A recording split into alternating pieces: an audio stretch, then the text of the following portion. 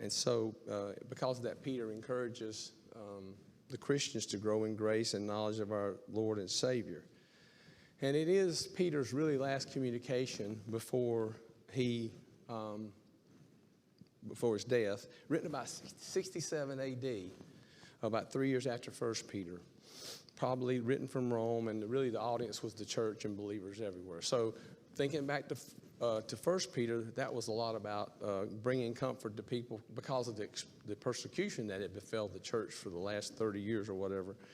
And this one, so that was from external attacks. This was more about internal attacks, and we're going to talk about stuff that affects the church from within today, or today and subsequent weeks, more than about something that's coming from the outside. Any questions or comments there? All right. So we're going to read these first 3 verses right off, and then we're going to talk about them and talk about some things that affected the church, or maybe we've seen over time. 2 Peter 2, 1 through 3. Does anybody want to read that? I read all the time, but my voice is kind of short. I've had laryngitis for a week and a half now.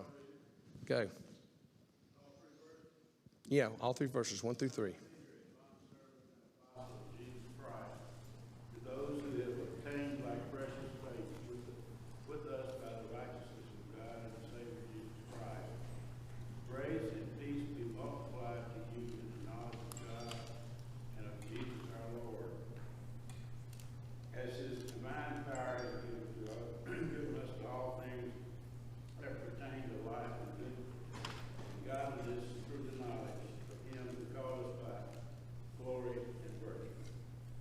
Okay.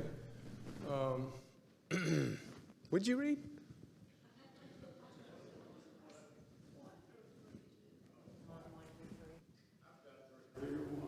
Yes, 2 Peter 1 through 3. See, there's already internal people attacking the church. He's changing the word. I don't know what to say. Jimmy, of you of all people.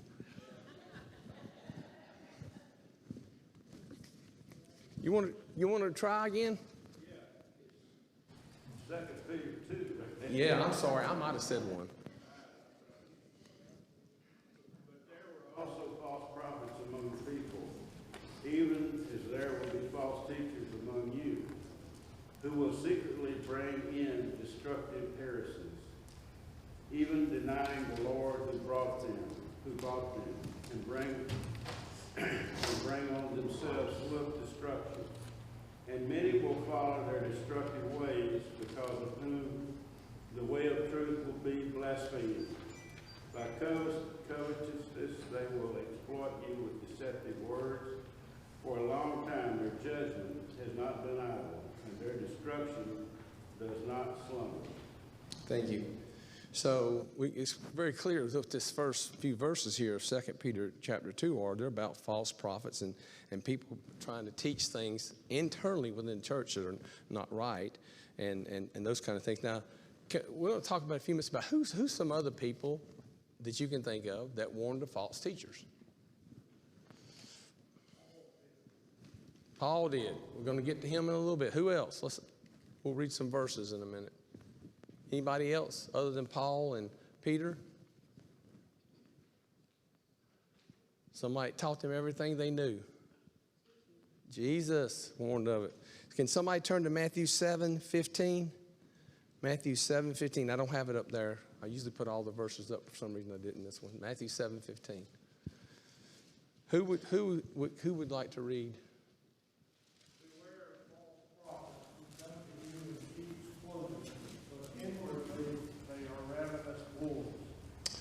Yeah. So that's Jesus' words, and he goes on to tell how to tell what they look like by fruit and that kind of stuff. But yeah, this is nothing. This is something that they knew about even before, the church was created, and it went through a kind of a peaceful time, then the persecution, and now, at the time this book's been written, if Jesus died about 30 A.D., then this is 37 years later, and so. These kind of things are happening now more in full force because the church is spread, right? There's more congregations all over, more opportunity for this to happen. But surely Jesus, even back then when he was teaching, it was happening. But we can also see that even in Old Testament times, I'm going to read this one. Ezekiel 13, 8 through 9. Therefore, this is what the sovereign Lord says. Because of your false words and lying visions, I am against you, declares the sovereign Lord. My hand will be against the prophets who see false visions and utter lying divinations. They will not belong to the counsel of my people or be listed in the records of the house of Israel, nor will they enter the land of Israel. Then you will know I am the sovereign Lord. So this is Ezekiel. It's a few thousand years ago, talking about God condemning people that are false prophets. And there's many cases of false prophets in the Bible. Some of them doing it for their own benefit, maybe financial or whatever, and some doing it because they wanted to give the information to a king or somebody that they thought they wanted to hear. So there's all kinds of reasons for this. But it's nothing new is what I'm saying. It's been around for a long time. Anytime you're preaching something from God, whether it be under the old law or the New Testament, people are there to attack it. Who can read Jeremiah 14 and 16, 2 verses for me? Jeremiah 23, 14 and 16. Who would do that, please?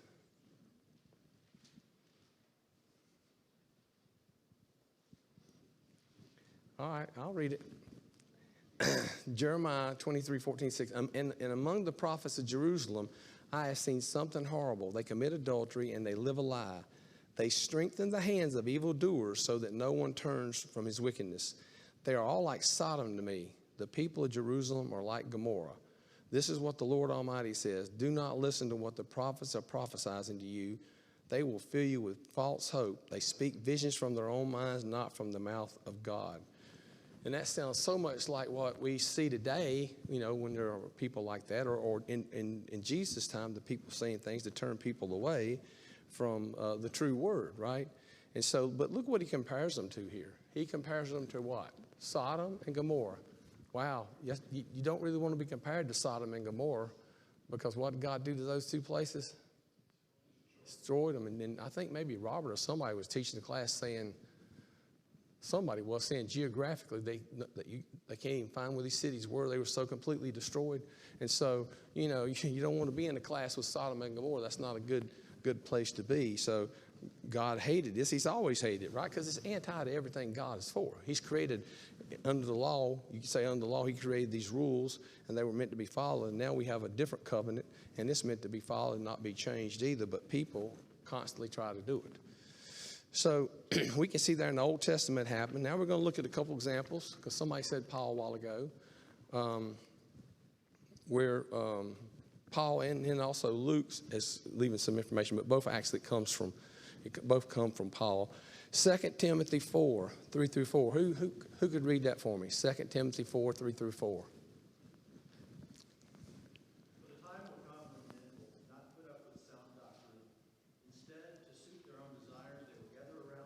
Great number of teachers to say what their itching ears want to hear. They will turn their ears away from the truth and turn aside to myths. Yeah. Thank you. And so that's a good verse right there, because look, it just really sums up the whole thing pretty generically, to suit their own desires, right? So people have agendas. So let's think about today. How does this apply today? When you see things going on in the world, how does this apply today to our lives and to churches today? Not necessarily churches of Christ, but any kind of church that's calling itself a Christian church. What do we see happening all over regards to their own desires and say what their itching ears want to hear? What do we see? Yeah. Well, what do we see? What do you see in churches around you? Maybe your friends that go to another kind of church, or you read about in the news. What kind of things have we seen happen, say, in the last 40 years? Entertainment. That's right. But why do people come up with entertainment? That's what people, right.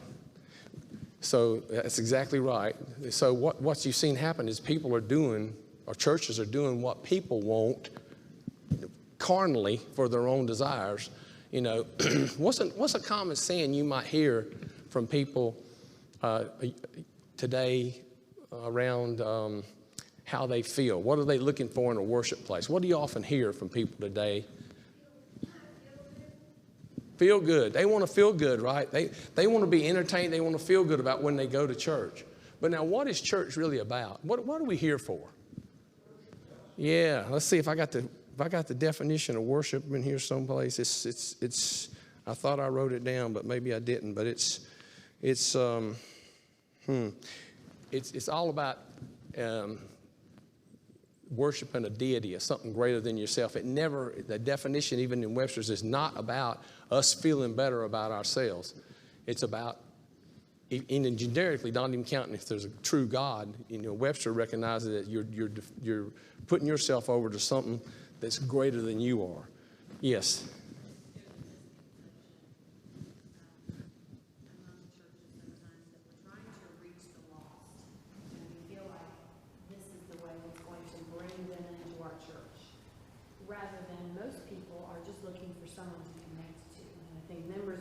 Currently in the church think, oh, this entertainment thing, we're going to bring more people in because it's more exciting, rather than people that are visiting are looking for someone to reach out to them and someone to talk to them, and rather than looking at the fact that they're looking for a family and not necessarily all this other stuff, I think we're getting confused as to what God's goal really is for us, is to bring people into the church, not for the show, because otherwise then you're just going to a different show every Sunday. Yeah. They have this need to see this hope we have, and we need to reach out to them as a family member to see how we can help them. It's a big difference, because a lot of people will go to churches because they feel at home there. People reach out to them. They make a connection. Not necessarily because of what goes on up here, but because of the connection they make. Yeah. So years ago, we did a class, and we brought a curriculum, and it was about the whole thing was about that. When you greet, you're making a connection. It doesn't have to be with the greeter, but you find somebody in the audience. You get a little bit of information from a visitor. They went to this school. They lived in this place. You find somebody in the audience that's got that commonality, and you introduce them because they're trying to make a connection. And people love the commonality, right? Oh, yeah, I went to that school, or yeah, I'm from Kentucky, or those kind of things. And so you're right, but the entertainment part is something that's took over. But I'll even go back to my days, a long time ago, and and I think most people know I was in a denominational church, and we had a piano when I was growing up, and that piano was okay to this country church, but there were some churches that, guess what, had guitars and drums, and that was a sin. This is how man makes his own rules. Their musical instrument, because it was a piano and seeped in some kind of Baptist tradition for 100 years, the piano was okay. But if you put guitars and drums into the mix, it became a sin. And so that's how man thinks when he thinks about himself and what he wants, the own desires versus what God has said. So you can split hairs saying this is right and this is wrong, and that's how things happen. And so, these kind of things are still happening, and there's churches that really they're built on smoke and mirrors, to be honest. That's what they build, and they've grown. A lot of them have. Now, the question is, and we can't get into all this today, is are their members growing? Are they there for the entertainment? Are they going to, sustain the long haul? Are they living the life? Are they, those kind of things? And, you can figure out that answer for yourself. But, yeah, these things have been happening for years. They take on different forms, but they'll continue to happen. One more verse here, and then we're going to look at something that did happen to the Church of Christ. Acts 20, this is Luke quoting Paul. I know that after I leave, savage wolves will come in among you and not spare the flock. Even from your own number, men will arise and distort the truth in order to draw away disciples after them. So, our enemy day is not being persecuted outside or like it was then, or it's worse than it was, but still our main enemy is within the church, and that people wanting to change what God has said we need to do. And we have to be aware for that, because somebody comes to you and they said we're going to change everything, something big, you're going to rail against it. But that's never how any of this starts. It starts like a little tiny gray area that somebody wants to change, and then for long you're on a slippery slope, and then for long you got stage 4 cancer. So, it comes on slow, and you have to be careful with it. If somebody come up, with a fist and say, well, you guys ought not to do this anymore, or you don't need to take Lord's Supper every week, that's unnecessary. We'd all rail up and say, no, get out of here. But it's the little small things that they work in. And we've seen that right here in the Charlotte area with some churches over the last 34 years. It's definitely happened. What about these false prophets today? Do you think people believe in these false prophets? Like people that I'm talking about, like televangelists that get them to say, I am a prophet. You see people say that. I'm a prophet from God. You know, you read about that sometime. Why would people believe that today? Say again?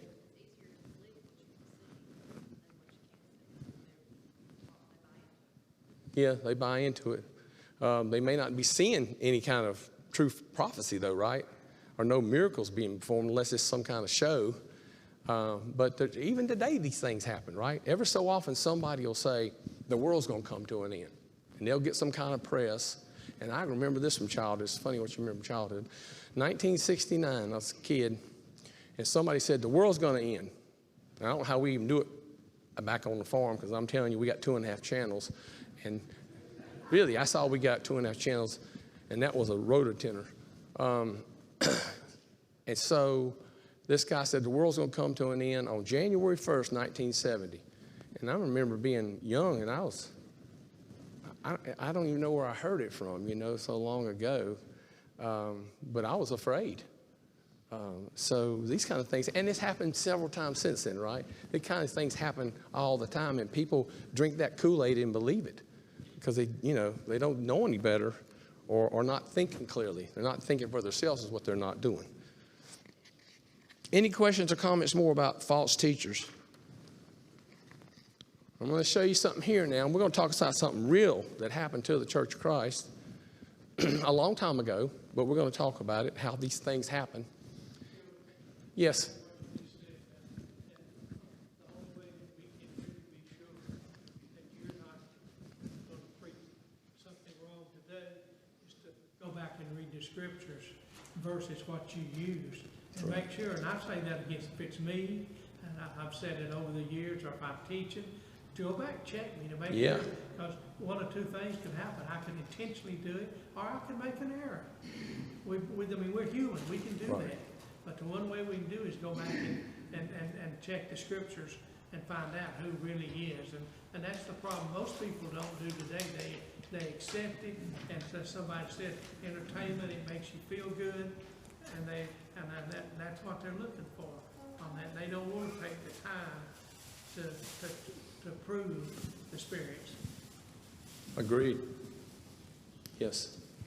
Not only, I think, are people looking to be entertained, but they're looking to have their lifestyle validated. Yes. We know a lady, well-educated, was raised in the church, went to a church university, and but she wasn't willing to give up her lifestyle, which the Bible says is an abomination to God.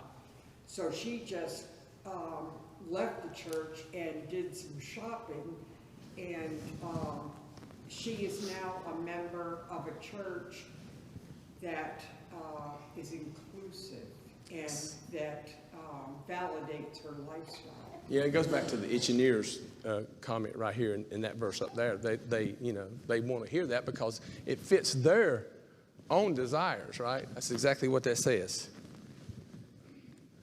So, and going back to, you guys made a good point there, Joe, because again, I'll use my background. I was raised in a different church, and I'm telling you, the preacher in this particular denomination controlled everything, and that's just the way it is.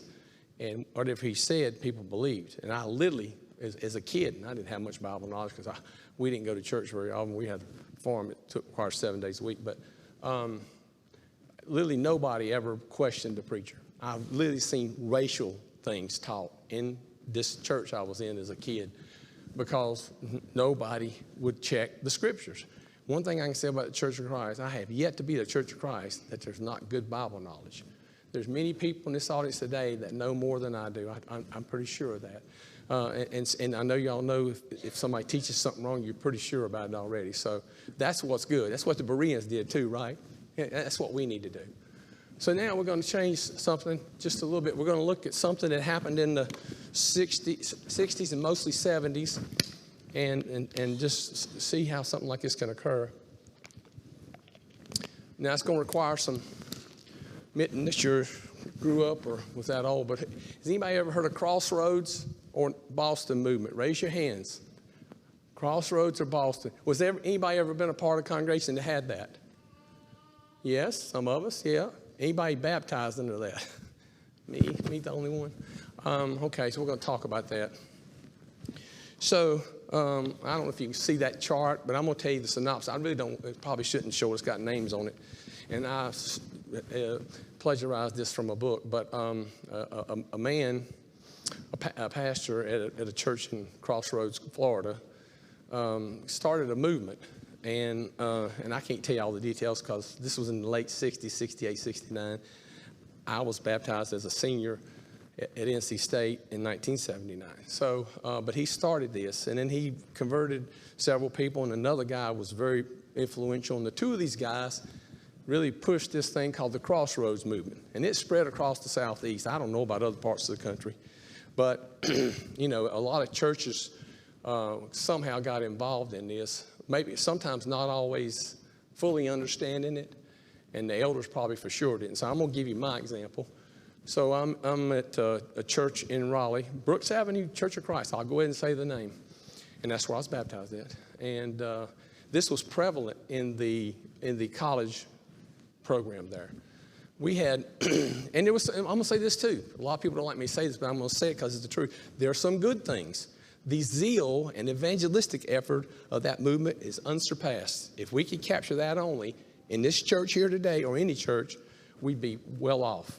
But there was other things that happened too that made this be a sour movement and it ended up kind of going away. So when I was there was in state campus, there was 18 Bible studies on campus. It's pretty good, right? 18 Bible studies, it's men and girls separated. And usually a graduate student or a senior would lead these Bible studies. And they were good Bible studies. That part was okay. They wouldn't teach anything that wasn't biblical. It's the stuff they added that caused the riff with people. And my wife's saying right now, you never walk over to the right. That's what she's thinking right now, so I'm going to walk over to the right. So I'll give you some examples. And we did a lot of things together. We had a big group there. We even had a banquet. 5 minutes. I won't even get the story done in 5 minutes. So we even had a banquet where you take a girl to, no dancing, just a dinner, and you dressed up and took a picture. So, so it was those kind of things were nice. I played basketball with the guys. We had all those guys from my church were on my intramural teams at state. But they would do things like once you got baptized, they would say, "You can't go home. You better not go home." And what they were afraid you'd fall away, right? Because this is about numbers pushing. And then they'd come back and say, you can't date anybody that's not a member of the Church of Christ, not even one date.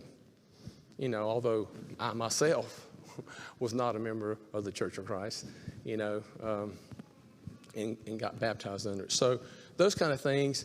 There were some other things too. These graduate students and seniors leading these Bible studies would somehow take more authority than they should.